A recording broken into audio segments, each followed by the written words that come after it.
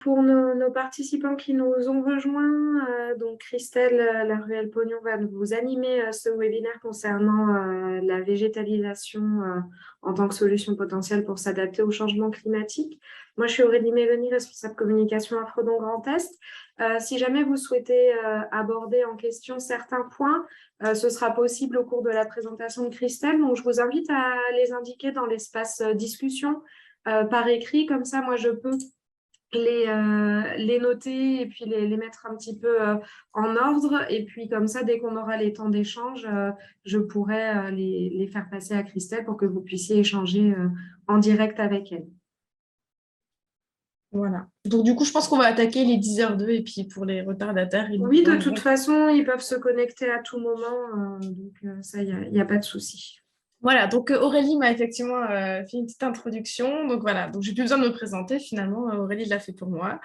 Donc on va échanger pendant quelques temps effectivement autour du webinaire qui s'intitule La végétalisation. Est-ce que c'est une solution pour s'adapter au changement climatique? Ce webinaire est réalisé avec le soutien financier de l'Agence de l'eau Grand Est et de l'Agence de l'eau Rhin-Meuse, pardon, et de la région Grand Est. Alors, ça passe pas, tout va bien. Voilà. Alors, comme le disait Aurélie, donc sur Zoom, merci à tous de couper votre micro et vos caméras. Et n'hésitez pas à poser vos questions au fur et à mesure, du coup, dans l'espace discussion. Voilà, n'hésitez pas à les écrire. Et en fin de chaque partie, on va essayer de faire une petite pause questions-réponses. Donc, n'hésitez pas. Alors, les éléments qu'on va voir ce matin, on va d'abord commencer par la présentation donc, de Fredon Grand Est et nous allons donc effectivement directement après partir dans le vif du sujet, donc avec les enjeux actuels du changement climatique. En partie suivante, nous verrons l'intérêt ou non de la nature en ville pour répondre à ces problématiques de changement climatique et puis nous verrons certaines solutions d'adaptation au changement climatique. Et nous essaierons de conclure ensemble voilà, sur tous les points qu'on va aborder ce matin. Alors, voilà, qui est Fredon Grand Est? Fredon Grand Est est un syndicat professionnel. On est une organisation et donc un réseau d'experts en fait, dans le domaine du végétal. On est reconnu par l'État en tant qu'OVS, c'est-à-dire organisme à vocation sanitaire dans le domaine du végétal, ce qui nous permet notamment de faire des missions au niveau des santé des végétaux, par exemple sur des inspections sur des organismes nuisibles réglementés. Donc des missions qui sont déléguées par l'État. Nous avons aussi des missions au niveau des santé publique, par exemple des missions au niveau de l'ambroisie, donc la lutte obligatoire sur l'ambroisie. On mène donc des actions collectives. Et le dernier point, c'est donc la protection de l'environnement. Là, pour lequel je suis finalement aujourd'hui, c'est la réalisation de conseils, d'accompagnement technique et de sensibilisation dans le domaine de l'environnement, sur de la gestion durable des espaces verts, voilà, sur toutes ces thématiques qu'on a sur la gestion durable en termes de gestion différenciée, îlots de chaleur, biodiversité, voilà, toutes ces thématiques-là. On a donc des partenaires financiers sur des parties de nos activités qui sont, comme je vous l'ai dit précédemment, la région Grand Est et puis l'Agence de l'eau Rhin-Meuse, voilà, qui nous financent en partie justement pour nos actions de sensibilisation sur ces thématiques-là, sur de la gestion durable des espaces verts. Alors, Fredon Grand Est, on est basé sur plusieurs sites. Nous avons un site à Reims, nous avons un site à Saint-Ponge, un site à Célestat et puis un site à Malzéville, site voilà, où moi-même je fais partie de ce site sur Malzéville. Donc ça veut dire qu'on est présent du coup vraiment sur toute la région Grand Est. Donc voilà, n'hésitez pas à nous solliciter. Finalement, on ne vient pas de si loin à chaque fois. Alors on va attaquer maintenant dans le vif du sujet. Pour lequel vous êtes connectés ce matin, c'est vraiment donc, le changement climatique. Donc, on va parler plutôt de changements globaux. Alors, il est important, mais je pense évident de bien préciser qu'il ne faut pas confondre météo, réchauffement climatique et changement climatique. Effectivement, là, je vais vous parler de changement climatique, notamment ce matin, il commence à faire froid. Et pourtant, le changement climatique est bien présent, le réchauffement climatique c'est indéniable maintenant, on le voit. Nous avons affaire depuis la révolution industrielle, voilà, à un vrai changement des conditions climatiques dû à plusieurs facteurs, notamment, on va dire qu'on en a mis deux en éléments majeurs ce matin, c'est l'augmentation des gaz à effet de serre dans l'atmosphère et la déforestation. Voilà. Il est important de savoir que l'arbre, notamment, est un puits à carbone. Donc, effectivement, quand on réalise de la déforestation, ça a un impact sur la production de gaz à effet de serre. Si on regarde le petit tableau, là, vraiment sur les gaz à effet de serre, on vous a montré voilà, quelques gaz à effet de serre. Donc, en premier, on va parler du CO2 que tout le monde connaît. Ce gaz à CO2 est notamment émis par les activités humaines issues de la combustion de nos énergies fossiles et aussi donc, de la déforestation ou des retournements des sols. Nous avons ensuite le méthane, issu, on retient tout souvent des déjections animales, mais c'est aussi issu de l'usage d'engrais azotés aussi dans tous nos usages. Voilà. C'est bon. Donc voilà, sur les changements globaux, aujourd'hui, tout ça est montré, alors on le voit nous directement sur le terrain et ensuite c'est montré donc par des rapports du GIEC. Donc le GIEC, pour ceux qui ne savent pas, donc je vous présente rapidement, c'est un groupement d'experts intergouvernemental donc de l'évolution du climat. C'est une association de 195 États qui est représentée par des chercheurs de plusieurs pays. Je clique, j'essaie juste d'enlever un micro de participant, j'arrive pas loin. Je n'arrive pas à masquer, parce que j'entends un son parasite, alors n'hésitez pas, pour ceux qui n'ont pas les micros, à couper les micros, s'il vous plaît. Donc voilà, donc j'étais sur le GIEC, donc on est sur les 195 États qui sont représentés donc par des chercheurs de chaque pays et qui réalisent depuis de nombreuses années maintenant des études et des rapports justement sur l'évolution du climat depuis toutes ces années. Et leur rapport montre que 100% du réchauffement climatique est dû aux activités anthropiques. Activité anthropique, ça veut dire activité humaine. Donc on est vraiment, nous, le principal facteur dans le réchauffement climatique. Ça montre aussi que les températures vont augmenter encore au moins jusqu'en 2050. Alors, il y a plusieurs scénarios qui sont mis en avant par le GIEC en fonction des actions correctives ou préventives qu'on mettra en place, voilà, à voir si les températures vont encore augmenter ou si elles vont aller vers un maximum. Mais tout ça va dépendre des actions que nous, on va être capable de mettre en place sur le terrain et de changer nos pratiques. L'objectif est forcément de limiter au maximum l'augmentation des températures. Et aujourd'hui, il est indéniable de dire que la fréquence des événements extrêmes augmentera. Voilà, c'est prouvé. Donc, les événements extrêmes, on est sur de la sécheresse. Je pense qu'on se rappelle tous cet été. On est sur de périodes de pluie des fois très importantes avec des grosses inondations et puis des grosses canicules. C'est des événements extrêmes qu'on va pouvoir malheureusement avoir dans les prochaines années. Les conséquences du changement climatique sur différentes thématiques, si on part juste déjà sur l'eau, le réchauffement climatique a un impact en termes de réchauffement des cours d'eau et en termes de baisse du débit aussi en été. Alors, le réchauffement des cours d'eau, ça pose aussi souci, notamment en France, avec la production d'électricité, qui est en grande partie avec les centrales nucléaires, et ça pose des soucis puisqu'ils ont du mal à rejeter l'eau dans les fleuves, puisque celle-ci serait encore beaucoup trop chaude et réchaufferait encore les cours d'eau. Nous avons donc l'augmentation de la fréquence des crues extrêmes et des sécheresses. Voilà. Exemple, été 2022, je pense que voilà, on aurait du mal à aller contre les avis du GIEC et de se dire que les sécheresses n'ont pas lieu. Nous avons ensuite une baisse du niveau des nappes phréatiques, l'élévation du niveau de la mer qui est déjà de plus 6 cm ces 20 dernières années, et une acidification des océans. Donc tout ça va bouleverser forcément là maintenant sur la biodiversité, puisque l'eau, la température de l'eau va modifier les populations animales et végétales qui y sont. mais c'est ça sur tous les espaces. On a donc des cycles végétatifs qui vont être accélérés et surtout fragilisés. Nous allons avoir un déclin des populations animales, donc dans toute population animale, une migration aussi vers le nord des espèces végétales et animales. En effet, elles vont commencer à avoir trop chaud, donc elles vont essayer de migrer, comme par exemple la prolifération d'espèces exotiques envahissantes. Si on cite en exemple, il y en a beaucoup, mais en exemple la chenille processionnaire du pin, qui est en train de remonter progressivement vers le nord de la France. Il faut savoir qu'entre 1974 et 2004, elle fait une remontée assez considérable ces dernières années. Donc, notamment la chenille, ça fragilise les peuplements de pins, mais c'est aussi un gros problème de santé publique puisque elle est très urticante. Les conséquences du climat sur l'homme, réduction de la disponibilité et de la qualité de l'eau potable.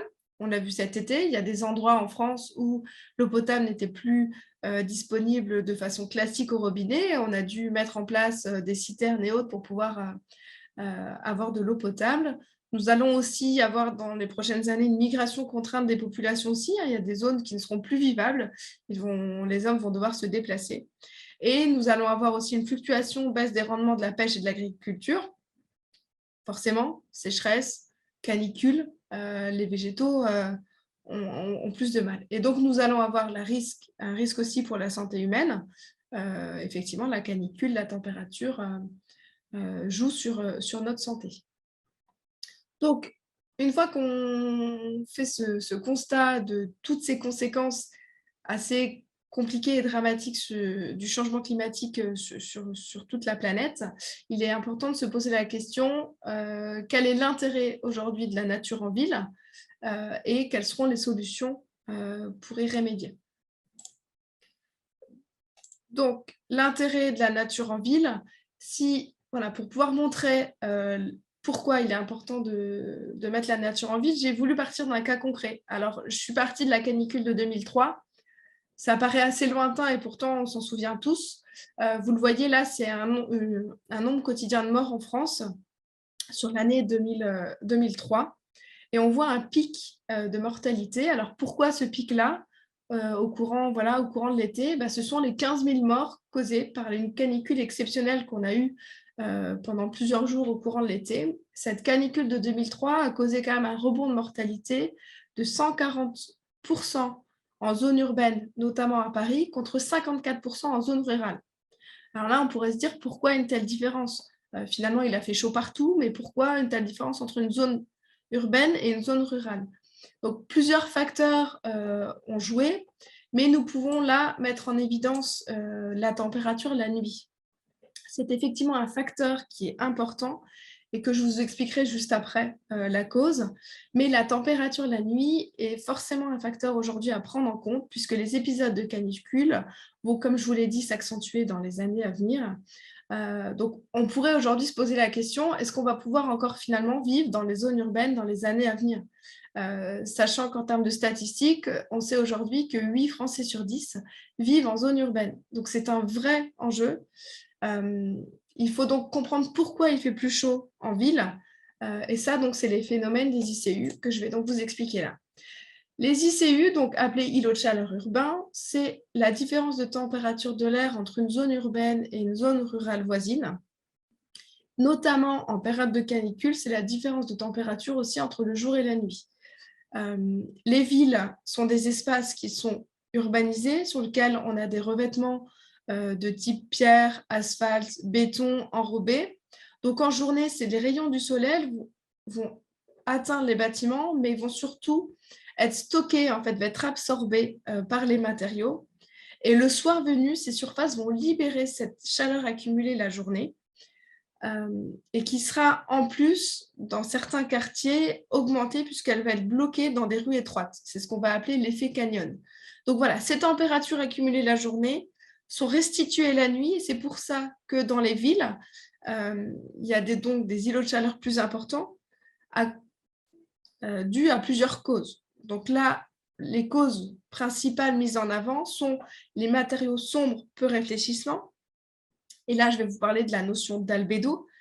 C'est une notion à prendre en compte. C'est vraiment l'effet albédo, c'est la réflexion différente des matériaux. Il faut savoir que plus l'albédo d'un matériau est faible, plus il va emmagasiner la chaleur.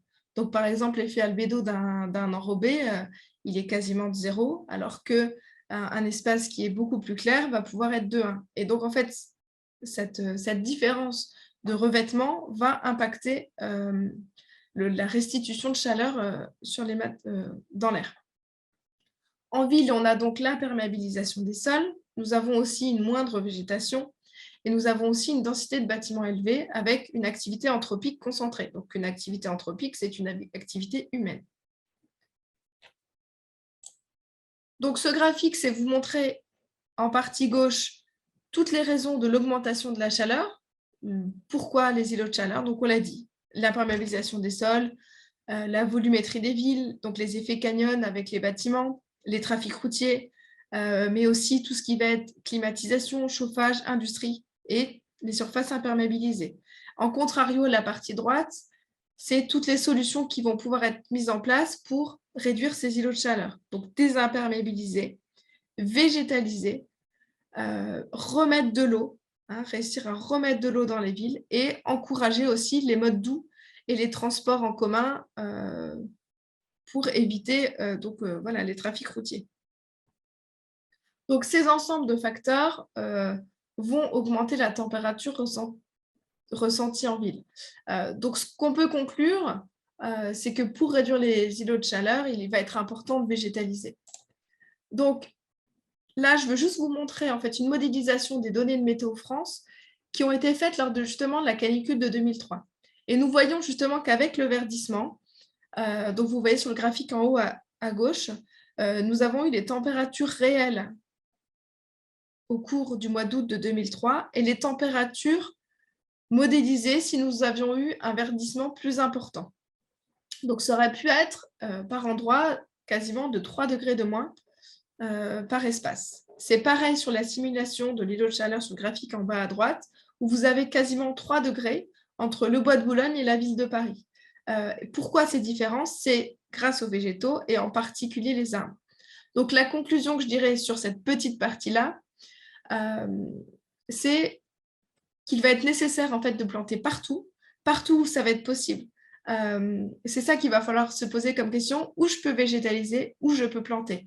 Donc ça peut être des chemins de fer qui vont être délaissés, des cimetières, des chaussées larges, les ronds-points, les cours d'école. Donc il va vraiment être nécessaire de repenser les espaces et de les végétaliser. Par contre, les végétaux vont avoir un intérêt sur les îlots de chaleur à condition qu'ils soient bien plantés, qu'ils soient irrigués correctement, donc qu'ils puissent récupérer de l'eau pluviale notamment.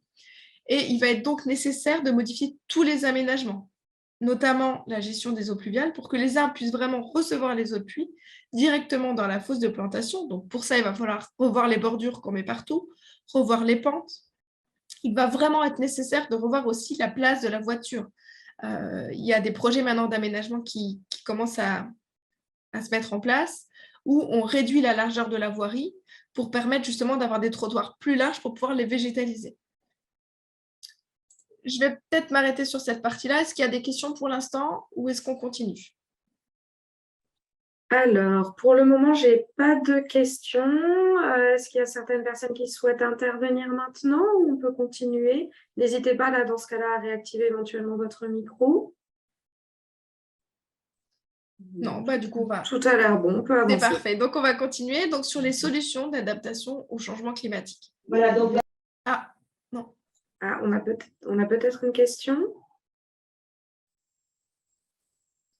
Non. Fausse alerte. Ouais. Alors, du coup, les solutions pour réduire voilà, le changement climatique en ville, il y a 3 actions à mettre en place phares que je vous ai déjà finalement énoncées avant. C'est donc la réduction des surfaces minéralisées et le retour du végétal. Le retour du végétal dans plusieurs espaces. Alors là, c'est des exemples qu'on verra après. Donc, dans les stationnements végétalisés, toitures, murs végétalisés, la végétalisation aussi des pourtours de bâtiments et d'accotements, l'intégration des espaces verts dans les projets d'aménagement. Donc, c'est vraiment ça, dans tous les projets d'aménagement que vous allez mettre en place, vous, en tant que gestionnaire, il va être nécessaire de penser quasiment en premier aussi au végétal et ne pas faire ces projets d'aménagement végétal dans la dernière partie des projets, ce qui est malheureusement encore souvent le cas. Il va falloir désimperméabiliser la ville et permettre aussi le retour de l'eau, puisque l'eau va permettre de rafraîchir l'air, de restaurer la biodiversité et aussi d'avoir des aménagements paysagers qui sont aussi d'autant plus agréables. Et en parallèle, il faut aussi réduire l'émission de chaleur anthropique. Donc vraiment privilégier les transports en commun et de revoir aussi l'architecture d'origine des bâtiments. Donc de pouvoir revoir la couleur, les matériaux mis en place. Nous allons partir sur 3 types de solutions. On va partir déjà sur les solutions vertes qui vont être fondées sur la nature, la végétalisation et l'eau. Je vais vous présenter de façon rapide les solutions grises qui vont être fondées sur la technique, le revêtement, les infrastructures. Et nous allons passer sur les solutions douces qui sont fondées sur les changements de comportement et la gestion urbaine. Dans la partie grise et douce, nous allons surtout voir les bénéfices et les impacts en fait, de ces solutions-là. Je vais surtout développer les solutions vertes. Donc, nous allons commencer par les solutions grises. Les solutions grises, là, vous voyez notamment la photo de gauche, où on repeint des espaces en blanc. Ça, pourquoi? C'est donc l'effet albédo que je vous ai dit. L'objectif, c'est d'avoir des matériaux qui sont plus réfléchissants et qui accumulent moins la chaleur. Si on remodélise les scénarios de rafraîchissement sur la température au niveau de la canicule 2003, vous voyez sur ce graphique donc, les températures réelles et les températures que nous aurions eues avec des matériaux rafraîchissants. Donc, ça ne change pas énormément la face du monde, mais on a quand même une réduction de 0,5 à 1 degré par endroit. Donc, ça aurait pu, avec ces nouveaux matériaux, en changeant l'albédo, en changeant la couleur des matériaux, changer vraiment la température la nuit et le jour. Donc là, je vous mets en avant un graphique fait par l'ADEME qui permet de comparer en fait l'impact ou l'intérêt en termes de rafraîchissement de l'air à l'échelle de la ville et à l'échelle du piéton. Donc ça veut dire, est-ce que ces solutions ont un intérêt à l'échelle de la ville de façon globale ou est-ce qu'elles ont plutôt un intérêt en termes de sensation de chaleur à l'échelle du piéton? Donc on peut regarder tout ce qui va être forme urbaine bioclimatique. Là, du coup, voilà, c'est-à-dire tout ce qui est bâtiment plutôt bioclimatique avec nouveaux revêtements, il y a un intérêt à l'échelle de la ville, un peu moins à l'échelle du piéton. J'ai surtout envie de vous mettre en avant le revêtement à albédo élevé. On le voit, à l'échelle de la ville, il y a un effet fort et un effet moyen. Donc, ça peut être vraiment une solution à mettre en place pour réduire les îlots de chaleur. Par contre, si on regarde les fontaines, jets d'eau et l'arrosage de l'espace urbain, on le voit, à l'échelle de la ville, l'intérêt est moindre. Il est intéressant à l'échelle du piéton parce que vous allez avoir une sensation plus agréable à l'échelle du piéton. Mais donc, mettre des brumisateurs, des fontaines et des jets d'eau n'est pas la solution parfaite à étendre partout. D'autant plus, ça utilisera de l'eau. Voilà, il faut vraiment se poser la question. La solution pour réduire les îlots de chaleur n'est pas forcément que de mettre en place des fontaines et des jets d'eau. C'est vraiment multiplier les solutions. Là, on le voit, c'est les avantages et inconvénients de ces solutions-là. Donc, on le voit notamment, donc effectivement, en termes de co-bénéfices, les fontaines et jets d'eau ont un intérêt sur une qualité urbaine, usage et sociabilité. Par contre, en termes d'impact, on le voit en termes d'impact carbone, de coût global, consommation d'eau potable et autres, ça a forcément des effets très négatifs. Ce qui n'est moins le cas des revêtements à albédo élevé, qui ont des co-bénéfices assez faibles, mais qui ont peu d'impact, qui a par contre avaient un intérêt sur le rafraîchissement de l'air. Pareil sur les systèmes de forme urbaine bioclimatique. Nous allons passer maintenant sur les solutions douces. Donc les solutions douces, c'est vraiment les solutions qui vont modifier le comportement et l'activité humaine en tant que telle. Donc là, en exemple, je vous ai mis 2 photos qui est l'utilisation de la voiture et l'utilisation de la climatisation. Donc, c'est vraiment des solutions qui vont effectivement réduire l'activité anthropique, réduire la pollution, réduire les îlots de chaleur. Mais ça va impliquer un réel changement de comportement. Donc, si on regarde en termes d'impact sur justement la température nocturne pendant la canicule de 2003, on voit sur le graphique en haut à gauche la température réelle que nous avons eue en 2003 sur Paris et la température que nous aurions pu avoir si nous avions eu des températures sans climatisation, sachant que c'était 2003. Donc voilà, nous aurions eu déjà entre 0,5 degrés de différence en moyenne. Donc pourquoi la climatisation, vous le savez, c'est des solutions qui sont très coûteuses, qui sont très énergivores et qui vont faire quoi? Qui vont recracher à l'extérieur la chaleur interne de la maison. Donc en fait, on repousse le problème à l'extérieur. Donc on peut le voir sur le graphique en bas à droite, les températures nocturnes pendant la canicule de 2003. Nous avons donc les températures réelles en jaune, nous avons encore les températures sans climatisation, et nous avons la température modélisée avec 2 fois plus de climatisation. Donc, on le voit en impact de température. Nous aurions eu 2 degrés quasi en plus si nous avions 2 fois plus de climatisation. Effectivement, donc c'est ce que je vous ai dit, plus il y a de clim, plus il fait chaud en fait en ville, plus on va pousser la clim et plus il fait encore chaud. Donc finalement, c'est vraiment un cercle vicieux qu'il est important de casser aujourd'hui et de pouvoir atténuer ça en isolant, donc notamment pour les bâtiments, en isolant les bâtiments pour pouvoir moins utiliser la clim. Donc par contre, en termes de rafraîchissement de l'air, si on regarde de nouveau les graphiques de l'ADEME, nous voyons que la réduction du trafic routier et des moteurs thermiques a un effet fort à l'échelle de la ville le jour et de la nuit, a un effet plus faible, on va dire, à l'échelle du piéton, mais de façon globale, comme ça a un effet fort, il y a quand même un intérêt. Pareil sur la réduction de l'utilisation de la climatisation. On le voit, ça a un effet fort à l'échelle de la ville de réduire l'utilisation de la climatisation. L'objectif est plutôt de réaménager et de se poser la question pourquoi j'utilise la clim et comment je peux ne pas utiliser la climatisation. En termes de levier sur ces actions-là, l'objectif est de se dire, vous, en tant que gestionnaire, en tant que collectivité, comment vous pouvez agir sur ces solutions dites douces. Donc, l'objectif, c'est pouvoir aussi, pourquoi pas, mettre en place des plans de mobilité. Donc, c'est anciennement notamment appelé plan de déplacement d'entreprise, les PDE, qui favorisent l'usage des modes de transport alternatifs. Alternatifs donc à la voiture individuelle. Sachez que c'est des dispositifs qui peuvent être encouragés par les autorités publiques. Forcément, ils présentent de nombreux avantages pour les entreprises, pour les salariés et la collectivité. Nous avons aussi des zones à faible émission, donc les ZFE.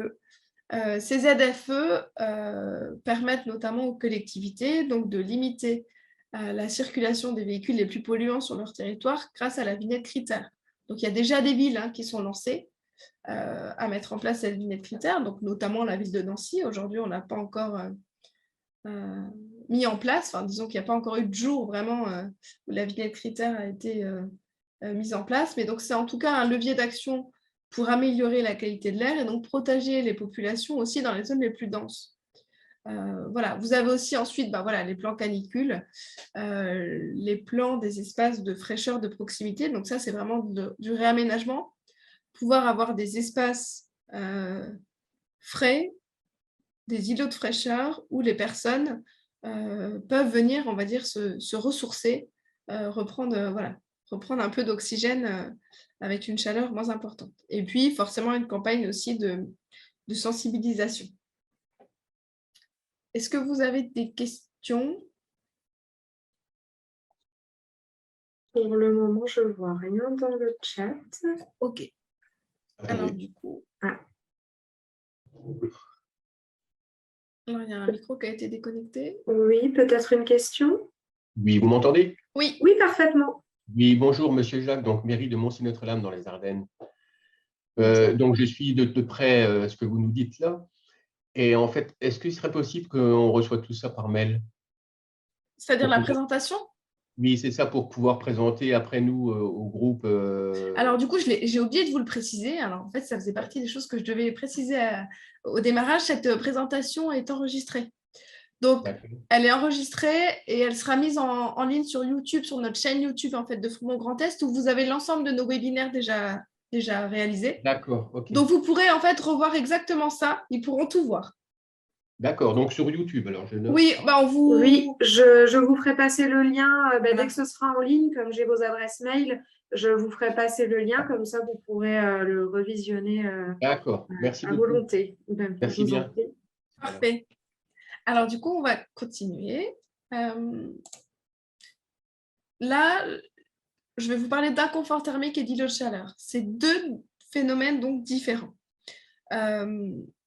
C'est un inconfort qu'on a nous en tant qu'individu. Le sentiment donc d'inconfort thermique, c'est vraiment représente la somme des flux d'énergie en fait qu'on reçoit quand on est en ville. C'est vraiment le rayonnement solaire qui est reflété par donc les bâtiments, le rayonnement de la chaleur qui donne donc ce sentiment d'inconfort. Donc c'est des fois un peu contradictoire puisqu'une solution qui va permettre de réduire les îlots de chaleur, notamment en changeant l'albédo, donc la couleur des revêtements, va pouvoir augmenter la sensation d'inconfort thermique. Par exemple, si on réduit donc voilà cette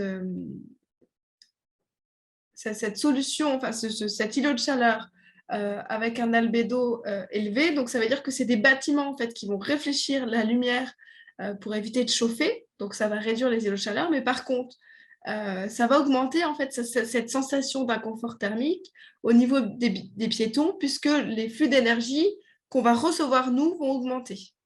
Voilà, donc il faut savoir que une solution vraiment, on va dire globale, va pouvoir impacter un peu de façon locale. Donc c'est pour ça qu'il va falloir diversifier en fait les solutions pour pouvoir avoir plus de résilience. On va pouvoir donc cumuler des solutions vertes avec des solutions grises et pouvoir trouver en fait des synergies. Alors après, il y a des synergies qui vont se faire de façon assez aisée, mais il y en a d'autres qui vont pouvoir, qui seront plutôt incompatibles. Par exemple, mettre un revêtement à albédo élevé, ça veut dire un revêtement clair avec un sol couvert avec des arbres. Il n'y a pas forcément de sens puisque l'arbre va déjà ombrager l'espace. Donc voilà, il n'y a pas forcément d'intérêt. Par contre, utiliser par exemple des panneaux solaires et une toiture végétalisée va permettre de cumuler les bénéfices. Donc c'est pour ça qu'il faut, dès la phase de réflexion, dès la phase opérationnelle, prendre un temps en fait en amont de réflexion pour pouvoir avoir une stratégie pertinente et penser, on va dire, à tous les tenants et les aboutissants des réaménagements. Donc, nous allons maintenant passer aux solutions vertes. Alors, les solutions vertes, ça va être donc les solutions du végétal. Donc là, juste en illustration, on vous a mis une photo qu'on a prise avec notre caméra thermique pour vous montrer, en termes de rendu et de température, la différence, enfin, c'est pas la différence, mais oui, la différence entre un espace enrobé notamment, donc vous voyez en couleur rouge, et des espaces tondus assez courts qui vont être maintenant plutôt en jaune, et des espaces avec des espaces arborés avec de grands arbres qui vont donc passer sur une couleur bleue. Donc forcément du rouge au bleu, le gradient est forcément sur une zone chaude à une zone plus froide. Donc nous allons en termes de lieu et d'action parler de tous ces éléments que vous voyez là. Donc on va passer des parcs aux arbres, aux toitures, aux plans d'eau, aux ouvrages aussi paysagers de gestion des eaux pluviales. Et nous allons aussi parler des zones de stationnement, des cimetières et des cours d'école. Je repars sur mes graphiques de l'ADEME qui vous montrent les effets de rafraîchissement de toutes les solutions que je vous ai énumérées précédemment. Donc, l'impact en termes de rafraîchissement de l'air, on peut voir en termes de parcs d'arbres, on est plutôt sur des effets forts. On va être sur des effets moyens dans les solutions, on va être dans la pelouse, la prairie, les plans d'eau rivière, et on va plutôt être dans des solutions faibles dans tout ce qui va être ouvrage paysager de gestion des pluviales, toiture végétalisée. Par contre, on va être dans un effet plutôt non significatif sur des façades végétalisées, donc tout ça à l'échelle de la ville. Et vous voyez que des fois, ça s'atténue un peu à l'échelle du piéton. Alors, la différence est surtout notamment sur les façades qui ont un effet faible au niveau du piéton, puisque ça va vraiment avoir une réduction de chaleur au niveau très local. Les leviers, de façon globale, pour pouvoir mener ces actions-là, il y a plusieurs plans nationaux qui existent ou des plans très locaux que vous allez pouvoir mettre en place. Je vais vous parler, voilà, juste, je vous les énumère, hein, mais par exemple, les plans climat, donc les PCAET, les plans climat, air, énergie territoriale, c'est vraiment des plans qui vont vous permettre d'atténuer le changement climatique et de pouvoir aussi développer les énergies renouvelables et de maîtriser la consommation d'énergie. Donc, l'objectif est de traiter tous les volets, qualité de l'air, aménagement. Voilà, c'est une généralisation obligatoire à l'ensemble des intercommunalités de plus de 20 000 habitants à l'horizon depuis 2019. Ensuite, vous avez des PLU. PLU au niveau local, PLUI au niveau intercommunal, qui va vous permettre, et ça sera un vrai outil d'orientation et de planification du territoire, qui vont vous permettre de pouvoir donner vos règles et vos politiques d'urbanisme, d'habitat et de déplacement, en regardant, pourquoi pas, les coefficients de biotope, les trames vertes et bleues existantes.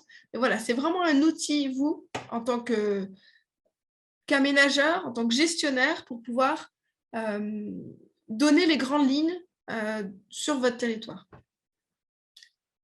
Vous avez aussi donc les OAP, les orientations d'aménagement de programmation. Ça exprime donc de façon qualitative les ambitions et stratégies plutôt d'une collectivité territoriale en termes d'aménagement. Les OAP peuvent porter sur un secteur donné du territoire. Et puis vous avez des démarches après volontaires qui sont les plans canopés. Donc la canopée, c'est plutôt l'ombrage des végétaux, les plans de désimperméabilisation et de végétalisation. Voilà. Mais l'objectif, c'est soit de passer par des leviers, on va dire, un peu administratifs et obligatoires dans les PLUI et autres pour obliger les aménageurs, habitants, entreprises à respecter le cahier des charges sur votre territoire et mettre en place en parallèle donc, des démarches volontaires sur des plans de désimperméabilisation et de végétalisation. Donc, comme je vous l'ai dit, on va commencer donc, par les parcs. Donc, les parcs urbains, c'est peut-être un peu fort, un parc végétal montre, beaucoup d'études ont démontré que les parcs constituent de réels îlots de fraîcheur. L'effet donc de rafraîchissement, forcément, vous vous doutez bien, qui va dépendre de la taille et du type de parc. Un parc qu'avec de la pelouse va forcément avoir un moindre intérêt qu'un parc arboré. Les caractéristiques donc, des plantes mises en place et la configuration spatiale vraiment du parc, sa localisation par rapport au bâtiment, par rapport au centre-ville, par rapport à l'extérieur, va forcément changer tout ça. Par contre, il y a un réel effet rafraîchissement même au-delà du parc. Parce qu'effectivement, un parc montre l'intérêt vraiment pour les usagers en local, mais il y a un réel effet rafraîchissement aussi au-delà. Donc, la distance de rafraîchissement, vous doutez bien qu'elle est liée à la couverture arborée. S'il y a beaucoup d'arbres de hautes tiges ou si on est plutôt sur des arbustes ou de la pelouse, forcément, le rafraîchissement va être moindre. En tout cas, dans les études, la majorité des études, il est montré que plus donc, les parcs sont grands, plus l'intensité du rafraîchissement de l'environnement est importante. Et donc, l'effet de rafraîchissement est forcément plus intense et plus étendu dans la direction de la plus grande largeur du parc. Les parcs ont des co-bénéfices importants avec des impacts environnementaux réduits. Et c'est là où il faut se poser maintenant la question des réaménagements des friches qu'on a partout, des friches urbaines, des friches industrielles, des friches zones artisanales, des dents creuses qu'on peut avoir aussi dans certaines communes, des jardins ouvriers, voilà, tous ces espaces qui aujourd'hui sont peut-être considérés comme des espaces peu attrayants, ont un intérêt en termes d'îlots de chaleur important. Il est peut-être vraiment important de se dire, est-ce que je dois l'urbaniser ou est-ce que je ne dois pas densifier sa végétalisation?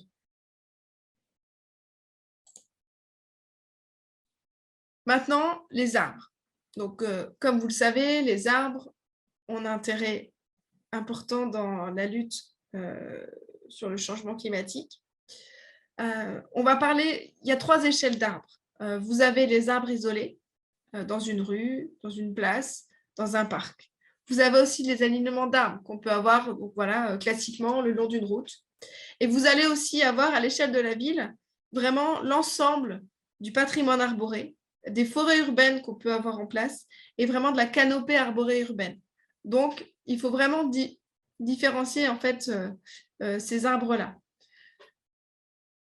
2,5 degrés à Paris en 2003, c'est quoi? C'est l'effet maximal qu'on aurait pu avoir de rafraîchissement de l'air pendant la canicule de 2003, qui aurait pu être généré si on avait une plantation d'arbres associée à une strate donc basse sur 75% des surfaces disponibles. Donc, c'est une modélisation. Et voilà, ça montre bien que les arbres auraient pu réduire vraiment les températures réelles de 2003. Alors, les arbres rendent des services écosystémiques importants. Donc, les services écosystémiques, c'est tous les services que nous rend l'arbre. Donc là, moi, je vous parle que en termes vraiment d'îlots de chaleur. Mais sachez qu'un arbre mature, suffisamment irrigué, peut évaporer jusqu'à 400 litres, 400-450 litres par jour, soit l'équivalent de 5 climatiseurs qui tourneraient pendant 20 heures. Donc, il faut savoir que l'arbre réalise sa photosynthèse et réalise de l'évapotranspiration, si donc il est suffisamment irrigué. L'évapotranspiration va permettre de diffuser dans l'air jusqu'à 450 litres d'eau. Et ça, du coup, ça va forcément réduire la chaleur environnante. Donc, l'arbre, il est important. Et là, voilà, c'est vraiment essentiel de se dire quel arbre je choisis. Il faut faire attention aux essences choisies et à l'endroit où il sera planté. Je vous l'ai dit avant, il est essentiel de choisir le bon arbre, c'est vraiment choisir le bon végétal. Mais c'est partout, c'est que ce soit l'arbre, la haie, c'est vraiment le bon végétal au bon endroit. Se poser aussi la question de la gestion du pied d'arbre. Comment on veut gérer la gestion du pied d'arbre? C'est-à-dire, est-ce que je peux le pailler? Est-ce que je ne vais pas l'imperméabiliser au pied d'arbre? Parce que c'est souvent ce qu'on voit, on va dire, en commune. On a des arbres qui sont entourés d'enrobés. On va aussi se poser la question de la contrainte de l'arbre et du lieu. Là, quel arbre je mets en place, sachant que j'ai un fil électrique à 3 mètres. Donc, on ne va pas choisir un arbre qui, à la fin de sa vie, normalement, va faire 10 mètres de haut, puisqu'on va passer notre temps à le tailler. Et du coup, que ce soit pour l'arbre ou pour les intérêts écosystémiques qu'il va pouvoir ramener, ça ne sera pas du tout intéressant. On va avoir des arbres avec des moignons qu'on peut voir dans beaucoup de communes. Donc, forcément, le feuillage ne va pas être suffisamment intéressant et l'ombrage ne sera pas suffisamment utile. Donc, l'objectif, c'est de choisir un arbre au cas par cas. C'est-à-dire, chaque endroit peut avoir un arbre différent. C'est aussi d'anticiper le futur. Je vous l'ai dit, il fera plus chaud, il fera plus sec. Il faut donc aussi mettre en place multivariété. On ne va pas prendre un arbre qu'on va mettre partout dans la ville. L'objectif, c'est de diversifier. Puisque si nous avons un impact sur une essence d'arbre, nous n'aurons pas l'impact sur l'ensemble de notre patrimoine arboré. Il est aussi nécessaire, si possible, de pouvoir mettre plusieurs strates en place. C'est-à-dire que dans les espaces, il est important d'avoir la strate arborée, l'arbre, la strate arbustive, des arbustes, et aussi une strate plutôt au sol, comme des couvre-sols, pour vraiment avoir toutes les hauteurs de végétaux possibles. Les arbres ont un co-bénéfice important sur tous les points. Par contre, effectivement, il y a un coût de mise en place. Forcément, le coût de mise en place peut parfois être important. Par contre, je veux vous préciser que c'est des projets sur un pas de temps long. Ce n'est pas parce qu'on va planter là, à l'automne 2022, qu'on va avoir un arbre qui va nous réduire les îlots de chaleur de la ville demain en été 2023. Vous vous doutez bien, l'arbre prend du temps à pousser. D'autant plus qu'un arbre est important d'être choisi assez jeune. Mettre en place un arbre déjà d'une taille conséquente avec un âge conséquent va réduire un peu sur sa durée de vie, puisque l'arbre aura plus de mal à s'adapter qu'un arbre jeune qui va s'adapter à l'endroit où vous allez le mettre. Ensuite, il est important de se poser la question sur les aménagements. C'est ce que je vous ai dit. Un arbre doit être réfléchi dans sa mise en place, notamment sur la fosse de plantation. On ne laisse pas 1 mètre carré autour de l'arbre. Une vraie fosse de plantation est importante pour l'arbre. Si vous voulez éviter d'avoir des racines qui ressortent dans les enrobés, ça veut dire que vos fosses de plantation ne sont pas suffisantes. Si vous pouvez aussi mettre en place des trames brunes, ça veut dire avoir une vraie connexion au niveau du sol de vos arbres, notamment en alignement. Il y aura des vrais échanges en termes de racines et du coup, ils vont chacun s'apporter des bénéfices. Ça sera donc une amélioration dans la qualité de vie de l'arbre. Donc, en termes d'essence choisie, pour réduire donc, voilà, vraiment la chaleur, il est important de choisir des arbres à feuilles caduques, donc, qui vont tomber l'hiver. Par contre, avoir un feuillage abondant pour vraiment avoir un effet de bloquer la lumière en été, mais aussi donc, feuilles caduques pour que ça puisse, pour que la luminosité puisse passer aussi dans les bâtiments en hiver, pour pouvoir avoir le soleil et réchauffer en hiver. Là, voilà, on pourrait se dire quel arbre choisir. Alors, il n'y a pas d'arbre parfait. Je n'ai pas la solution clé en main pour tous vos espaces. Il y a des arbres qui peuvent convenir à certains endroits, je ne sais pas, comme le catalpa, voilà, qui est un arbre qui grandit assez vite, qui a un ombrage, qui a des feuilles assez abondantes et assez larges, donc qui va faire un ombrage important. Vous avez, je ne sais pas, le noisetier de Byzance. Voilà, il y a des chênes aussi, il y a une multiplicité de chênes qui peuvent être importants en termes d'ombrage. Par contre, le chêne, il faut aussi se poser la question dans certains espaces, notamment à cause des processionnaires du chêne. Voilà, ce n'est pas à épandre partout. Mais voilà, il n'y a pas de solution parfaite en tant qu'arbre. L'objectif, c'est vraiment de choisir le bon arbre pour le bon endroit et surtout de bien le mettre en place. Parce que regardez, le pied d'arbre en ville, c'est ça. C'est ça un pied d'arbre en ville. C'est un arbre qu'on imagine comme un mobilier urbain. On n'a pas réfléchi vraiment à sa fosse de plantation, à son pied d'arbre, à l'eau de ruissellement. Donc en ville, les arbres sont plutôt plantés comme ça. Et on le voit dans mon graphique en bas. Quand il pleut, l'eau, elle fait quoi?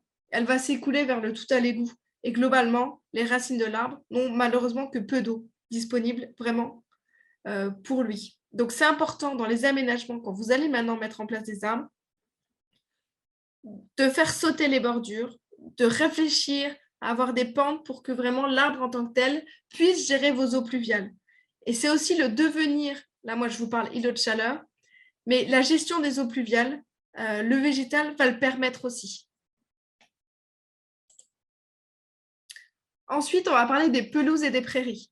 Donc, les pelouses et prairies sont globalement gérées de 2 façons différentes. Soit de façon horticole, c'est-à-dire qu'on va les tondre assez fréquemment, ou soit de façon extensive, c'est-à-dire qu'on va laisser des fauches tardives, on va passer à 1 à 2 fauches à l'année, ou de l'éco-pâturage, voilà. Il faut savoir que les zones enherbées vont contribuer à rafraîchir la ville, mais de manière mesurée.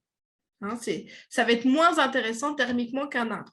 Donc l'objectif, c'est plutôt de combiner les deux notamment. Mais si on parle que sur la pelouse, voilà, de manière mesurée, ça rafraîchira la ville, mais la nuit, les zones herbacées ne vont pas réémettre de chaleur, contrairement aux revêtements minéraux sombres, par exemple. Donc, ça sera quand même plus intéressant, évidemment, qu'un enrobé. Donc voilà, c'est des co-bénéfices, on va dire, voilà, ce que je vous ai dit plutôt mitigé, mais en termes de confort, notamment dans les parcs, pour les usagers. En termes de qualité paysagère et de gestion de l'eau pluviale, il y a un vrai intérêt sur les pelouses et prairies. L'impact est réduit, faible impact carbone, faible finalement coût dans la mise en place. Donc les sols herbacés finalement ont quand même un réel intérêt. Là, je vous ai mis 0,1 degré à 1 degré, c'est la différence de température ambiante observée dans plusieurs études entre des zones enherbées et des zones minérales. Donc ça, c'est des études, je vous montrerai que nous, on a pris des captures avec les caméras thermiques qui montrent quand même un réel différentiel. Voilà, donc après, ces graphiques-là pour vous montrer aussi donc, qu'effectivement, les zones enherbées ont un intérêt en termes de chaleur importante, mais même la hauteur de la tonte a un intérêt. Donc, vous le voyez sur ma photo à gauche, hein, j'ai 3 températures différentes. Je vais avoir une température à 35 degrés, la zone qui est coupée assez courte et qui est proche de l'enrobé, puisque vous avez l'effet aussi de diffusion de la chaleur de l'enrobé qui va aussi augmenter la température sur la tonte assez courte. Vous avez dans la tonte un peu plus haute une température à 27 degrés. Donc, on le voit, il y a quand même un gradient entre ma tonte courte et ma zone du coup en fauchage tardif. Et vous avez donc dans les zones arborées une température à 23 degrés. Donc voilà, c'est indéniable pour vous montrer la différence de température entre ma zone arborée, ma zone, on va dire en fauche un peu plus haute, et mon enrobé. Une dernière photo pour vous montrer, au cas où vous n'êtes pas encore convaincu par ce différentiel. Donc, on le voit, la zone au niveau de l'enrobé, on est à 43 degrés et on va descendre à 25 degrés sur la zone au fond, plutôt ombragée par les arbres et une température plutôt à 28 degrés, proche de l'enrobé. Donc, voilà, c'est pour vous montrer que la pelouse, que la prairie surtout et le fauchage tardif ont un intérêt en termes de température au sol et donc forcément de température dans l'air.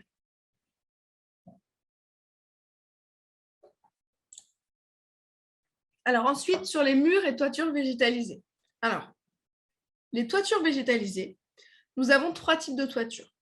Nous avons les toitures intensives, semi-intensives et extensives. Alors, en termes de toitures végétalisées, les toitures extensives vont avoir une épaisseur de 8 à 10 cm. Elles ne vont pas forcément nécessiter d'irrigation après la période d'établissement. Nous avons ensuite donc c'est la classique, hein, c'est celle que vous avez en photo, hein, les extensives, voilà, c'est, on va dire, une petite couche de sédum. Voilà. Vous avez ensuite les toitures végétalisées semi-intensives. On va être sur du couvert végétal entre 15 et 30 cm. Elles vont accueillir des petites plantes herbacées qui vont nécessiter un entretien modéré. Et vous allez avoir des toitures végétalisées intensives, donc supérieures à 30 cm. Donc, on a même des toitures avec des arbres qui sont donc généralement multifonctionnels et accessibles. Les toits vraiment intensifs vont justement servir de jardin ouvert au public. Par contre, il est important de vraiment réfléchir à la conception du lieu dès le départ, hein, parce qu'il faut quand même que le toit puisse contenir des arbres. Donc voilà, en termes d'aménagement et on va dire de BTP, il y a une réelle gestion en amont à réaliser. En termes de toiture végétalisée, on va avoir une diminution de la température au niveau local. La réduction sera plus faible au niveau de la ville, mais en tout cas, il y a quand même une petite diminution de la température qui va s'observer. Par contre, ça reste un coût global important, notamment sur de la réflexion de toiture. C'est important peut-être de se poser la question au moment de la création du bâtiment. Ensuite, c'est des solutions qui ne seront peut-être pas possibles de généraliser partout, notamment dans des régions où il y a encore de la neige aujourd'hui. C'est compliqué de mettre en place des toitures végétalisées, notamment des toits plats, puisqu'en période de neige, voilà, il y a un poids trop fort qui, du coup, reste sur les toitures. On va aussi, par endroits, si on généralise, en fait, on va dire ces toits plats, perdre un peu de cachet, voilà, de caractère, on va dire, architectural de nos communes. Mais en tout cas, c'est important de se poser la question, peut-être pour des réaménagements ou pour des constructions neuves. En termes de façade végétalisée, donc vous voyez la photo en bas, on va avoir 3 types de façades. On va avoir soit des murs de grimpante, donc ça veut dire les murs de grimpante, c'est des plantes qui s'enracinent vraiment directement dans le sol et qui vont grimper. L'exemple tout bête, c'est des murs en lierre, des murs en vigne vierge. Vous avez ensuite avoir des murs de jardinière. Donc là, c'est vraiment l'utilisation de supports de plantation ou de pots avec un substrat artificiel qu'on va mettre en place sur le mur. Et vous avez après des murs vivants. C'est un substrat vraiment qui va être fixé sur la façade, sur lequel ils vont pouvoir accueillir donc des arbres et des gazons. Sachant que dans ces systèmes-là, notamment de jardinières et de murs vivants, un réel système d'irrigation automatique va être nécessaire, avec un approvisionnement en nutriments qui va être très important. Vous vous doutez bien que la gestion de l'eau pluviale, tout ça, c'est compliqué. L'eau n'arrive pas aisément sur ces deux systèmes-là. En termes de façade végétalisée, en termes de réduction de chaleur, à l'échelle de la ville, on est plutôt sur un effet faible. Et par contre, à l'échelle du piéton, à l'échelle de la maison, de la façade, on va avoir une amélioration du confort. Donc, une faible réduction, mais en termes de confort, on va avoir une sensation, en tout cas, de température moins importante. Alors ensuite, juste un petit volet sur le fleurissement. Il va être important aussi de se poser la question dans les espaces fleuris aujourd'hui actuellement, mais je pense que vous vous posez la question notamment avec la sécheresse qu'on a connue cet été. Voilà, il est important de se poser la question dans le choix des végétaux, de l'annuel, des jardinières. L'objectif, c'est peut-être globalement, le fleurissement annuel, je pense, va être très compliqué à conserver. Il va vraiment falloir passer par des vivaces qui sont capables de supporter de la sécheresse. On en est toujours et encore au bon choix du végétal. On peut aussi donc choisir plutôt des variétés locales si possible, avec toujours de la diversité des espèces et des strates. Et réussir à avoir toutes les hauteurs en fait, de végétaux vont permettre chacun de s'apporter des co-bénéfices. En termes d'économie d'eau, on va forcément dans les massifs réfléchir au paillage, réfléchir à un apport de compost, optimiser les systèmes d'arrosage et surtout, peut-être, réfléchir toujours à l'aménagement en amont, c'est-à-dire encore enlever la bordure, par exemple, en pourtour du massif, pour pouvoir vraiment que l'eau pluviale, notamment des trottoirs, par exemple, puisse aller directement dans les massifs. On a parlé précédemment de l'eau. L'eau a un intérêt essentiel dans la réduction des îlots de chaleur. Donc là, je vais vous faire un petit focus sur les plans d'eau, rivières et mares. C'est des éléments souvent qui sont déjà existants forcément dans les communes. Soit ils sont déjà existants, on les connaît, elles sont découvertes, ou on peut aussi faire de la rénovation possible, de la découverte de ruisseaux, faire revenir l'eau existante en ville. On peut aussi réfléchir à l'aménagement des berges, pouvoir reprofiler les berges, pouvoir vraiment remettre en place le végétal. Et ça va changer en termes ça va avoir une réelle influence sur la température réelle autour des points d'eau. Les points d'eau ont un intérêt forcément de biodiversité important et une réduction du réchauffement climatique indéniable. Par contre, c'est effectivement des dispositifs avec un coût élevé. Là, sur ma photo à droite, donc ça, c'est une mare. Par exemple, donc on est à -6 à -7 degrés à Lisbonne. C'est donc une valeur maximale qu'on a de l'effet de refroidissement qui est mesuré au-dessus du TAG. Donc, ça, voilà, un cours d'eau du coup à Lisbonne. Et donc, au moment des plus chauds, on voit donc qu'il y a un réel effet de rafraîchissement à l'endroit donc de la mare et autour, sur plusieurs centaines de mètres autour. On va maintenant parler donc de la solution pour la gestion d'eau pluviale. La solution pour la gestion des eaux pluviales, il y a plusieurs types en fait, de solutions possibles. Donc, le principe général, en fait, en tout cas de ces solutions-là, c'est vraiment de pouvoir infiltrer la goutte d'eau au plus près de son point de chute. Pourquoi infiltrer l'eau au point de chute? Pour pouvoir compléter les nappes phréatiques notamment, voilà, pour qu'elles puissent se régénérer. Par exemple, aujourd'hui, on est encore en sécheresse alors que finalement il pleut depuis des semaines. Mais pourquoi? Parce qu'on est dans une version du tout tuyau. Toujours l'eau part plus loin. Donc on ne garde pas l'eau sur place. Il est important de l'infiltrer au plus près de son point de chute puisque le trajet qu'elle va pouvoir faire, elle va aussi se polluer. Plus elle va faire de trajet, plus elle va se salir, avoir des micropolluants du sol et autres. Donc l'objectif, c'est vraiment de l'infiltrer au plus près. Pour ça, il y a différentes solutions. La première solution, ça va être des noues. Donc, c'est notamment la photo que vous avez en haut à droite de l'Agence de l'eau sur une zone à Nancy. La noue paysagère, c'est quoi? c'est une dépression, c'est un fossé large et peu profond, avec des pentes en pente douce, avec des plantes aussi, qui vont devoir faire le grand écart. C'est des plantes qui vont devoir supporter des moments, les pieds dans l'eau, supporter des moments de sécheresse importants et supporter aussi nos hivers. Donc, c'est important de se dire que le végétal sera essentiel aussi en termes de choix. Il va devoir tout supporter. Donc, il ne faut pas forcément mettre en place, par exemple, des plantes aquatiques, puisque dans les moments de sécheresse, elles ne vont jamais supporter les moments de sécheresse. On va avoir des bassins paysagers. C'est aussi des espaces de dépression de sol peu profond qui vont permettre de stocker aussi temporairement les eaux de pluie et de ruissellement, et puis vraiment d'infiltrer à moyen terme. Et nous allons avoir des jardins de pluie. Des jardins de pluie, c'est quoi? C'est des espaces un peu plus grands, plus conséquents en termes de taille, où on va avoir donc des dépressions dans le sol qui vont être plantées de végétation, qui vont pouvoir retenir donc, et infiltrer les eaux pluviales. Et on va pouvoir, dans ces jardins de pluie aussi, on est toujours dans la multistrate, avoir des plantes basses, avoir des espaces arborés. Les eaux pluviales, pour pouvoir infiltrer les eaux pluviales, il va être important d'avoir une bonne qualité des sols.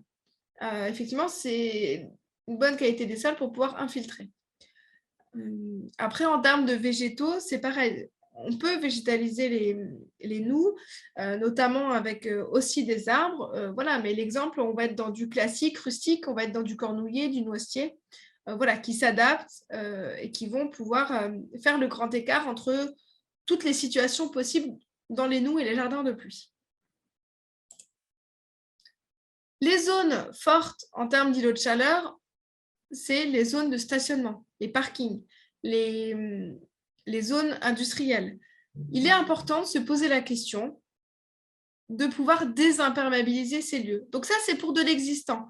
Par contre, il est important d'éviter de recréer d'autres espaces artificiels aujourd'hui. On évite de recréer des parkings importants avec de l'enrobé aujourd'hui. On se pose la question de tous les matériaux qu'on peut avoir pour éviter de mettre en place de l'enrobé. Donc, vous avez des exemples hein, là, de parking végétalisé. Donc, ça permet voilà, de pouvoir réduire les ICU sur les espaces, de pouvoir végétaliser l'endroit. En termes de visuel, c'est beaucoup plus agréable et beaucoup plus apaisant. Et voilà, on peut aller encore plus loin. Là, c'est vraiment juste des places qui sont végétalisées. On va pouvoir aller encore plus loin en combinant aussi les noues. Pourquoi pas mettre en place un système de pente entre des zones de parking pour pouvoir récupérer les eaux pluviales. En termes d'arbres, pour vraiment réduire les îlots de chaleur sur la place. Voilà, il faut vraiment se poser les questions, comment je peux, moi, en tant qu'aménageur, dans ces stationnements qui sont essentiels, pouvoir réduire les impacts négatifs de ces zones imperméabilisées.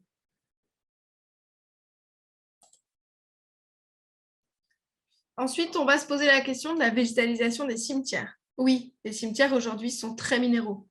Mieux minéral, je vous l'ai dit, a donc produit donc une zone vraiment d'îlot de chaleur. Donc, on se pose la question de pouvoir végétaliser les cimetières. Ça permet également de pouvoir changer l'entretien.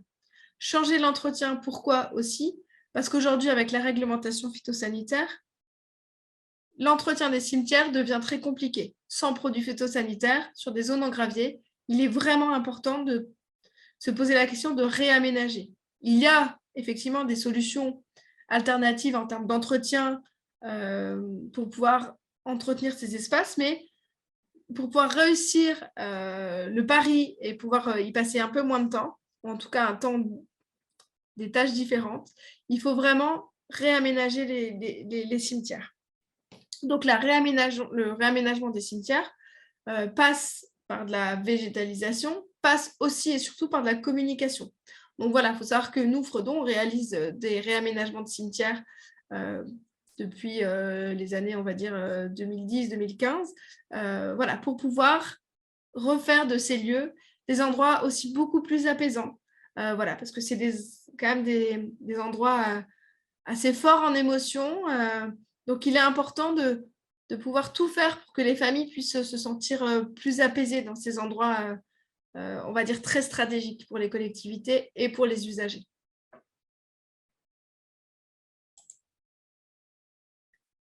Ensuite, on parle de cours d'école. Cours d'école, pourquoi? C'est des endroits à fort îlot de chaleur aussi. C'est des endroits qu'on a imperméabilisés de façon assez importante. Globalement, elles sont assez toutes imperméabilisées, où on a des fois quelques arbres, hein, mais voilà, globalement, on a quand même des grosses zones d'enrobés. On le voit, l'été, il y a des forts problèmes de chaleur dans les classes. En termes d'usagers, il y a, voilà, j'étais encore en commune la semaine dernière, hein, une commune dans laquelle on va végétaliser les cours d'école, et le maître d'école me disait bien que l'été, ils doivent faire la classe dans les couloirs. Il est impossible pour eux de rester dans les classes. Ils font la classe dans les couloirs parce qu'il fait beaucoup trop chaud derrière les fenêtres de cette cour qui est immense et qui est complètement en enrobé. Et donc, c'est là où il faut vraiment se dire, est-ce qu'il n'est pas important de réaménager? Réaménager, en plus, les cours d'école vont avoir plusieurs impacts et un retentissement différent, puisque les usagers, ça va être des enfants. Donc, on va pouvoir aussi jouer sur la pédagogie. Il y a une vraie question sociale, il y a une vraie question d'usage aussi dans les cours d'école. On va pouvoir changer l'usage vraiment global des cours d'école. On va pouvoir remettre d'autres jeux, remettre d'autres façons vraiment de voir la cour d'école. Et on va pouvoir aussi gérer les eaux pluviales, parce que c'est aussi une grosse problématique. Donc, on va pouvoir gérer sur place l'eau pluviale, de pouvoir les intégrer directement dans les espaces verts. Voilà. Donc, sachez que notamment sur les cours d'école, l'Agence de l'eau aide aussi les études et la phase travaux aujourd'hui à une hauteur assez intéressante du mètre carré. Aujourd'hui, jusqu'en 2024, c'est pareil pour les cimetières, hein, c'est des choses qui peuvent être aidées. Après 2024, voilà, je ne prendrai pas le pli de vous dire que ça ira plus loin, je ne sais pas. En tout cas, voilà, essayez de vous poser la question de ces espaces-là. Alors, en termes d'action, si là, voilà, à la fin du webinaire, on se dit, bah, ok, je veux faire quoi, moi? J'ai envie de changer, mais je fais quoi? Donc, effectivement, en termes de déclinaison opérationnelle, je dirais qu'au préalable, on peut déjà diagnostiquer, hein, mettre en place un diagnostic préalable, donc des îlots de chaleur, voir les zones vraiment dans lesquelles il fait le plus chaud dans vos communes, les zones à enjeu, puisque vous n'allez pas pouvoir réaménager toutes les zones là, dans les quelques années à venir. Il va falloir mettre un gradient. Va falloir mettre un échéancier à 5, 10 ans, mais voilà, se mettre des objectifs. Savoir vraiment les zones prioritaires, les zones qu'on va pouvoir un peu laisser plus tard. Voilà, donc voilà, il y a des diagnostics qui peuvent être réalisés sur les îlots de chaleur. On va pouvoir agir et optimiser. L'objectif, c'est de pouvoir vraiment intégrer tous ces changements dans tous les outils de planification urbaine et stratégique.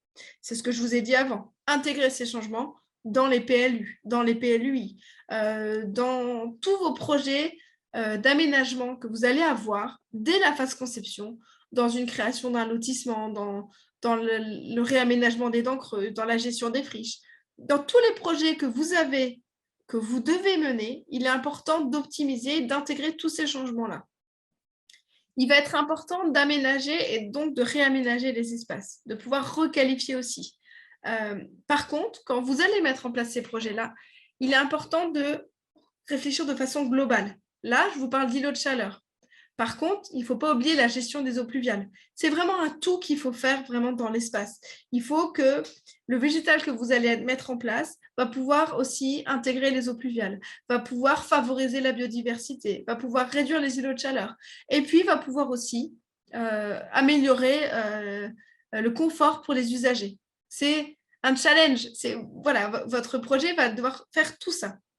Et à la fin, vous allez pouvoir évaluer et communiquer. Donc, vous allez pouvoir évaluer aussi l'efficacité des solutions que vous allez pouvoir mettre en place par des campagnes de mesure, par des approches statistiques. On peut, voilà, on le fait nous dans les projets qu'on accompagne sur les ICU. On peut faire, voilà, on fait des diagnostics, mais alors c'est par exemple un avant-après avec une caméra thermique, mais c'est beaucoup de la communication. Mais en tout cas, voilà, ça permet de voir avant et de voir une fois les aménagements, l'intérêt en termes de chaleur faite. Et il va être essentiel de communiquer. Il est essentiel de diffuser les bonnes pratiques. Vous, en tant qu'aménageur, pourquoi? Vous avez toutes ces missions à mener, mais tous les usagers ont ces missions à mener. C'est-à-dire que l'industriel qui va faire son entreprise peut se poser la question de son aménagement extérieur, de tout ce qu'il peut faire pour changer. Les usagers, les habitants, les lotisseurs, enfin voilà. Vous êtes vous aussi une vitrine, donc il est vraiment important de diffuser les bonnes pratiques. On va en arriver à la conclusion de tout ce que je vous ai dit là. L'objectif, c'est forcément de limiter l'élévation des températures. On l'a vu, l'élévation des températures va avoir des impacts très importants. L'objectif, c'est de limiter les dégâts aujourd'hui. Mais on peut encore inverser la tendance. Le GIEC dit bien que si on mène vraiment de vraies politiques et des vraies actions, on peut, pas complètement inverser, mais on peut diminuer vraiment les impacts. Il faut aussi éviter l'érosion de la biodiversité. C'est un objectif en soi, la biodiversité, on l'a vu. C'est essentiel pour nous, ça mène aussi un service écosystémique important. Sans la biodiversité, nous n'avons pas d'insectes pollinisateurs et nous n'avons rien à manger. Donc voilà, il faut vraiment se dire que tout le monde a la place dans nos communes en tout cas. Il faut donc repenser l'aménagement urbain. Il faut changer les pratiques. Changer les pratiques notamment dans l'imperméabilisation des espaces. Notamment, on a parlé d'artificialisation. Il y a aujourd'hui une réglementation qui s'appelle le ZAN, donc le zéro artificialisation net en 2050, qui normalement impose donc que chaque espace imperméabilisé aujourd'hui doit être compensé par la même surface par un espace renaturé. Voilà, donc il est important de se dire, est-ce que je dois vraiment imperméabiliser cet espace ou est-ce que je n'ai pas un autre espace, finalement, une dent creuse que je pourrais utiliser pour mon projet urbain. Il n'y a pas de solution clé en main, je vous l'ai dit, je n'ai pas de solution miracle, mais l'objectif, c'est d'agir, de commencer et de vraiment réfléchir en amont des projets. C'est vraiment de réfléchir au cas par cas. Le végétal, c'est en fonction de l'endroit qu'on a, en fonction de l'usage qu'on veut, en fonction de l'espace, il faut vraiment trouver le bon végétal. Pour pouvoir réussir à réduire ces températures-là, il va être important de combiner l'ensemble de ces techniques, que ce soit les solutions vertes, sur lesquelles j'ai beaucoup on va dire, échanger, mais forcément, c'est notre cœur de métier, nous, en tant que Fredon, mais aussi les solutions douces, c'est-à-dire réduire l'usage des clims, réduire les transports, réduire notre impact, nous, comme dans les villes, et aussi de pouvoir mettre en place des solutions qu'on appelle les solutions grises, les solutions donc, techniques. Il y a beaucoup de techniques nouvelles qui se mettent en place. Le BTP, dans les aménagements, voilà, des solutions de parking végétal, du béton drainant, voilà, des surfaces perméables, parce que voilà, il y a des endroits où on va être obligé de mettre une surface, on va dire, inerte pour pouvoir circuler, mais en tout cas, il y a des éléments avec des couleurs de revêtement qui vont avoir un plus faible impact en termes de chaleur, qui vont pouvoir infiltrer les eaux. Donc, il est important de combiner l'ensemble des techniques et de changer nos pratiques et vraiment de repenser l'aménagement urbain. Donc là, c'est juste pour vous montrer qu'effectivement, le webinaire que vous avez suivi, voilà, qu'on est en train de réaliser ensemble, va être disponible sur notre chaîne YouTube. Donc, n'hésitez pas aussi à vous abonner. Comme ça, vous aurez les informations des nouveaux webinaires qu'on peut mettre en place. Il y en a quand même pas mal qui ont déjà été mis en ligne voilà, depuis 2020. Donc, voilà. Donc, n'hésitez pas à les regarder, à en parler aussi autour de vous. Voilà, parce que c'est diverses thématiques qui ont été développées. Et du coup, moi, j'en arrête là et du coup, j'écoute vos questions. Alors, merci Christelle pour ta présentation. Alors, justement, j'ai quelques petites questions dans le chat et puis si certains souhaitent intervenir, n'hésitez pas, c'est l'objectif de ce moment d'échange. Alors, j'avais une question donc, qui va plus concerner la partie que tu présentais concernant les arbres et qui demandait au niveau des plans canopés, est-ce qu'ils correspondent à quelque chose de déjà mis en place? Est-ce qu'il y a une initiative pour les rejoindre et des aides éventuellement? Alors, il y a des collectivités qui ont déjà pris le parti de se poser la question sur les plans canopés. Je vois notamment, je crois que c'est Strasbourg ou l'EMS qui a fait effectivement un projet de plan canopé pour vraiment regarder aujourd'hui l'ombrage existant sur les collectivités et de se mettre un objectif en termes de végétalisation pour augmenter justement ce pourcentage de canopée sur la ville.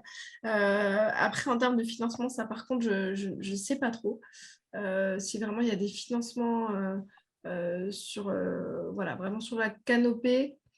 Je ne sais pas trop, mais en tout cas, effectivement, après, c'est des études qui peuvent être faites de façon globale. Effectivement, soit on part sur la canopée actuelle, ou soit on part, comme nous on le fait dans nos études, plutôt sur effectivement les îlots de chaleur, les zones sur lesquelles il fait, voilà, identifier les zones sur lesquelles il fait très chaud pour avoir un enjeu, on va dire, prioritaire à agir. Voilà. Après, voilà, mettre en place du végétal, oui, mais comme on l'a bien dit, hein, on a vu qu'il y a beaucoup de politiques aujourd'hui qui sont mises en place sur mettre X millions d'arbres. L'objectif, c'est vraiment de bien choisir aussi vraiment l'arbre mis en place et de bien le mettre en place, quoi. Parce que l'arbre en ville, faut quand même qu'il s'accroche, quoi, hein. Il a des contraintes assez importantes pour, on va dire, aujourd'hui, à certains endroits, survivre. Le but, c'est qu'il puisse vivre, quoi. Donc, voilà. En tout cas, le plan canopé, voilà, c'est effectivement une action qui peut être mise en place, mais en termes de financement, je ne sais pas trop. D'accord, merci. Est-ce que ça a répondu à votre question? En identifiant, j'ai Arrigo. Donc, si vous souhaitez intervenir, n'hésitez pas à réactiver votre micro. Et pour faire suite, j'avais également la question s'il existe une documentation pour aider dans le choix des essences d'arbres. Oui, bah alors après, il y a différentes sources. Il y a différentes sources à gauche et à droite. Voilà, je sais que nous, en interne, on utilise voilà, aussi notre propre étude voilà, qu'on peut faire dans les accompagnements qu'on réalise. Après, il y a aussi l'outil mis en place par le CEREMA qui s'appelle l'outil Sésame, qui peut effectivement vous donner des critères, en tout cas, en termes d'arbres, voilà, sur les contraintes, sur sa taille. Voilà, donc ça peut être des outils comme ça, effectivement, il faut fouiller, quoi. Et puis voilà, après, si besoin, voilà, il y a des, on va dire, des bureaux d'études qui peuvent vous aider. Oui, ben, j'avais justement aussi cette question-là également. Si nous, en tant que Fredon, on pouvait accompagner les collectivités dans ce genre de C'est ça, projet. c'est ce qu'on réalise. Et effectivement, on va aujourd'hui, on se tourne d'autant plus maintenant sur de la végétalisation et on va le faire pour une grosse communauté d'agglomération de Moselle dans les mois prochains, où c'est vraiment du réaménagement d'espace autour. Justement, ils sont en train de mettre un plan de mobilité douce. Donc, l'objectif, c'est de penser à tout, de penser à l'eau pluviale, de penser à la végétalisation autour de ces aménagements-là et de pouvoir vraiment bien choisir le végétal. Donc, par exemple, c'est quelque chose qu'on va effectivement réaliser avec une collectivité pour vraiment lui proposer les aménagements et la mise en place avec des végétaux adéquats. C'est ce qu'on fait aussi dans, voilà, dans les cimetières ou dans les cours d'école, dans ce qu'on peut accompagner aujourd'hui. Super, merci Christelle. Alors là, j'avais également, c'était concernant le fleurissement, s'il existait de la documentation pour accompagner les choix de fleurissement et éventuellement en proposition d'un futur webinaire sur choisir un fleurissement adapté. Ouais, sur le fleurissement durable, je pense que c'est quelque chose, c'est une thématique. Alors, sachez que c'est des formations qu'on réalise aussi, nous. Voilà, on a certaines collectivités où on réalise justement des formations sur le fleurissement durable et je pense qu'effectivement, c'est le devenir de se poser la question, voilà, vraiment, quel fleurissement on va mettre en place, comment le mettre en place. Après, des documentations en tant que telles, là, comme ça, j'en ai pas une qui va venir, mais après, il y a des guides un peu partout. Après, c'est de la recherche. N'hésitez pas voilà, à regarder dans les critères, il faut pouvoir regarder voilà, l'exposition de votre végétal, la place que vous avez en disponible, le type de terre. Après, ça paraît essentiel, mais aujourd'hui, ce n'est pas forcément regardé. Je ne sais pas, on fait des massifs où on met de la bruyère ou autre. Enfin, voilà, c'est important de se dire j'ai quoi comme sol, j'ai quoi comme exposition, faut un végétal qui est capable de supporter un minimum de sécheresse, supporter un fort ensoleillement. Voilà, c'est toutes ces questions-là qu'il faut regarder. Et après, il y a des bases de données qui existent un peu à gauche, à droite à fouiller. Après, voilà, c'est aussi des choses qu'on aide dans nos études, mais c'est du cas par cas, quoi. Alors, je regarde si on a d'autres questions. Je ne sais pas si vous m'entendez. Oui. Oui. Donc, je suis Madame Sidzia à Pomacle. Bonjour. Voilà. Bonjour. Juste, est-ce que vous avez des endroits d'exemples de cimetières végétalisés? Je sais qu'on avait échangé une fois et vous m'aviez dit que sur le secteur autour de Reims, vous aviez réalisé, vous aviez accompagné. Et c'était plus juste pour savoir à quel endroit, pour pouvoir éventuellement avec l'équipe aller voir le travail qui a été fait. Alors, ouais, du coup, je prendrai la suite. Non, mais c'est ça, justement, j'allais dire, je me tourne vers Aurélie, parce que du coup, moi, je suis en Lorraine, donc je peux vous dire tous les cimetières qu'on a fait en Lorraine, mais Aurélie va répondre vu qu'elle est à Reims. Donc, concernant les cimetières sur lesquels on a travaillé autour de Reims et dans la Marne, donc on a notamment le cimetière de Ben-Noroy qui est entièrement végétalisé. Sur lequel on organise également des visites en tant que site vitrine. Vous avez également, plus sur le secteur Chalon, la mairie de Fanières, qui est un très bon exemple, parce que eux, notamment, ils ont un ancien cimetière et un nouveau cimetière. Donc, les contraintes n'étaient pas les mêmes. Donc, après, selon vous, le type de cimetière que vous avez sur votre secteur, ça peut être intéressant d'avoir le comparatif aussi entre un cimetière qu'on va concevoir et un cimetière où on fait des réaménagements. Ça peut être des choses qui sont intéressantes. Après, on a également des communes qui sont dans le sud des Ardennes, donc pas très très loin de la frontière avec la Marne. Je pourrais vous faire passer éventuellement la liste. Et il faut savoir que là, pour la Toussaint, on va sortir un guide justement sur les techniques alternatives en cimetière. Et donc, si vous voulez, je pourrais vous faire passer l'information quand il sera sorti pour éventuellement pouvoir y avoir accès. Et où justement, donc là, c'est sur tout le Grand Est avec aussi voilà, des communes vitrines avec lesquelles on a travaillé, nous, sur tout le Grand Est pour apporter des retours d'expérience sur soit des solutions végétales, soit sur des réaménagements, réflexions d'espace, etc. Donc, je vous ferai passer tout ça dans un petit mail, comme j'ai vos mails suite à l'inscription. Je vous ferai passer ça. D'accord. Et je voulais m'excuser de m'être connectée, mais en retard. Je n'y arrivais pas. Il n'y a pas de souci. Un quart d'heure. Il n'y a pas de souci, vous pourrez regarder le replay pour les petites minutes que vous aviez manquées. Merci beaucoup. Alors, est-ce qu'on a d'autres questions de la part de certains? Dans le chat, je vois plus rien. Si certains veulent peut-être prendre la parole. Non, sinon on va vous libérer alors. Ben oui, je pense, Christelle, qu'on a fait le tour, visiblement. Ouais, c'est bon. Et puis après, n'hésitez pas. Hein. Oui. Vous avez mon mail. Voilà. Je vous ai remis dans le chat, si vous voulez, le mail de Christelle, si vous voulez le copier-coller, pour que ce soit plus simple que de le recopier. Et puis voilà, donc moi je suis basée, on va dire, en Lorraine, donc je peux me déplacer dans vos collectivités pour voilà, venir vous rencontrer, faire le point sur vos pratiques et vos besoins. Et donc après, vous pouvez passer par moi aussi. Je transférerai à mes collègues en local, voilà, s'il y a besoin. Mais voilà, on est disponible pour venir vous rencontrer sans souci. Entendu. En tout cas, j'espère que ce webinaire voilà, a répondu à... Pour moi, très intéressant, oui. Merci. Super. Eh ben, super. Eh ben, écoutez, n'hésitez pas à regarder les autres parce que du coup, justement, il y a un webinaire cimetière. Alors voilà, pour la personne qui parlait du cimetière, qui peut être intéressant. Donc voilà, n'hésitez pas à prendre un petit peu aussi de votre temps pour regarder les autres webinaires qui peuvent être tout à fait intéressants. Et puis à nous contacter si besoin.